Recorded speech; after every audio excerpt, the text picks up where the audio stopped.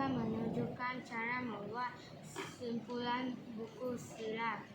Kegunaannya ialah untuk menyambung dua tali yang sama saiz dan untuk mengikat anduh.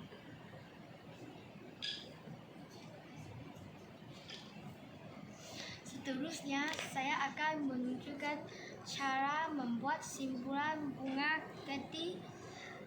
Kegunaan ialah menyambung dua tali yang tidak sama saiz, mengikat tali yang licin atau basah. Sekarang tibalah giliran saya. Saya akan menunjukkan cara membuat ikatan manot pada satu batang kayu. Kegunaannya ialah mengikat tali pada batang kayu, mengikat tali sampan atau bot semasa berlabuh.